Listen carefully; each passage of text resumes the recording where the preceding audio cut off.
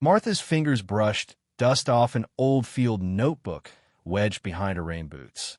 Forgotten since '08, its frayed edges carried vibes of a younger self who tracked orcas off Puget Sound. Now, 57, she barely recognized that woman. Just another seatlight swallowing eco-grief with Pike Place market walks, counting extinct birds instead of cinnamon rolls. But flipping past scribbled notes on osprey nests, a coffee-stained flyer fluttered out, Urban Birdwatch Collective, beginners welcome. Her laugh cracked silence. Beginners. Hell, Martha's fingers brushed dust off an old field notebook, its leather cover cracked like drought-parched earth. Inside, faded sketches of sparrows from her teaching days whispered of a time when hope felt less fragile.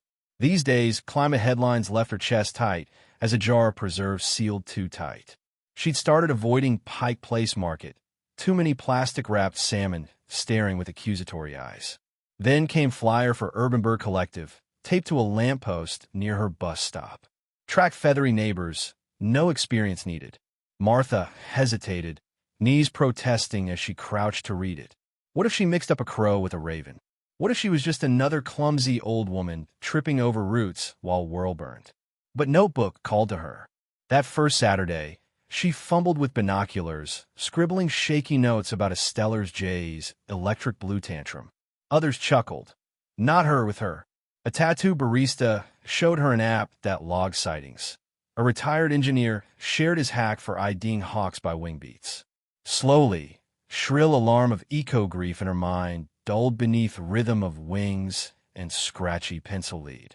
Now, mornings began with CHK of Boosh Tits outside her window, a sound that hooked her back into world's messy, persistent aliveness. She learned to spot nests woven from fishing line and candy wrappers. Nature's wry middle finger to despair. Notebook filled, not just birds but connections. Her shaky sketches gained confidence, just like her stride past market fishmongers, no longer flinching tomorrow's unknowns. Some fears never vanish, but Martha carried hers differently now.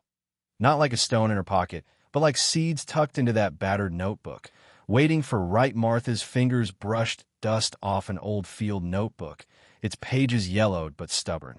Retirement had left too much room for scrolling grim headlines. Her morning coffee bitter with forecasts of collapsing ecosystems. But that morning, a sparrow had tap danced across her balcony railing, cocking its head as if asking why she'd stopped paying attention. Seattle's drizzle couldn't dampen her sudden mission.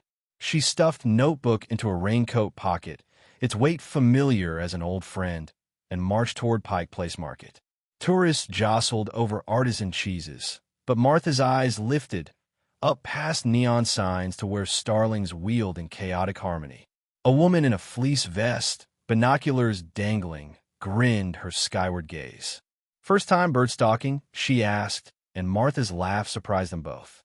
By afternoon, she'd been adopted by Puget Sound Urban Bird Collective, a ragtag crew of baristas, grad students, and a retired dentist who called themselves feather detectives. Their leader, a no-nonsense septuagenarian named Gloria, handed Martha a laminated cheat sheet of local species. Think of it as a bingo card for sanity, she said, tapping a photo of a cheeky crow mid-heist. Martha's first entries were shaky, brown bird, possibly loud, but Gloria praised her anyway. Notebook became more than records. Its margins sprouted grocery lists, weather notes, a sketch of two crows bickering over a bagel. Some days, grief still lapped her ribs like tide against piers. But tracking a heron's nest or logging junco sightings anchored her in a rhythm older than despair. One drizzly Thursday, she spotted a barred owl tucked into an alley maple, its round eyes reflecting streetlights. Hands trembling, she fumbled Notebook, sending pages fluttering. A teenager in group lunged to catch it, grinning as he handed it back. "Nice save, Grandma," he teased. Martha shot back. "Respect your elders, kid. We've got best stories." Crew's laughter curled in a mist like breath on cold air, warm and fleeting. By summer, her entries had sharpened. June 14th. Juvenile eagle over Ballard Locks, missing two primaries. Vibes determined.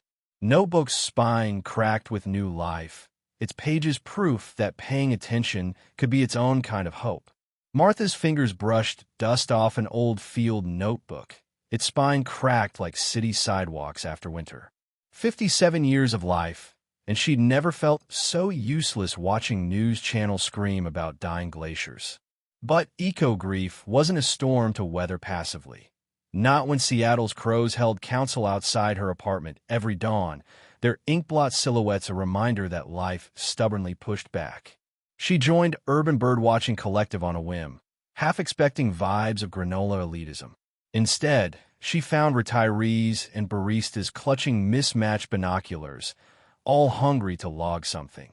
Anything that proved world hadn't given up yet. Martha's notebook became a battleground. Missed a red-winged blackbird?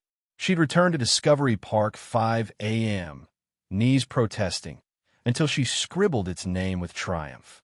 Misidentified a sparrow? Cue a week buried in library guides, grumbling about her fading eyesight, but too proud to admit defeat. Pike Place Market walks turned into scavenger hunts, tracking gulls that stole fries, noting how their numbers dipped each year. Data didn't lie, even when it hurt. One evening, she spotted a lone heron stalking runoff puddles near docks, its reflection warped by oil slicks. Her pencil hovered. Recording it felt like bearing witness, not just tallying loss. Doubt still crept in. What if none of it mattered? But then collective logs revealed a surge in bush tits nesting in community gardens, tiny rebels thriving in concrete cracks. Martha's notes, once shaky, now wove into a chorus of stubborn hope. That heron? It returned every Thursday. She'd be there too, notebook in hand, proving purpose wasn't about fixing everything, just showing up to fight for what remained. Martha's fingers brushed dust off an old field notebook, its pages yellowed but waiting. For years, it had sat untouched, a relic of grad school dreams buried under spreadsheets and grocery lists. Now, with retirement humming in her bones and headlines screaming doom, she cracked it open like a rebellion. Seattle's drizzle couldn't dampen her new mission. Armed with binoculars and stubborn hope, she started logging birds in her neighborhood. Not just majestic herons by sound, but scrappy sparrows nesting in parking garages. Each scribble in that notebook felt like whispering back to world, "I'm still here. So are you." Then came gutsy move. On a whim, she tacked a flyer to Community Board Pike Place Market, Urban Birdwatching Collective. No expertise needed, just curiosity. She half expected crickets. Instead, 12 people showed up to her first meet, including a skeptical millennial in a Save Bees tee who kept muttering about performative hobbyism. Woman just smiled, handed out spare notebooks, and led group toward a murmuration of starlings swirling over Market's awning. "Watch how they move," she said, like they got one pulse.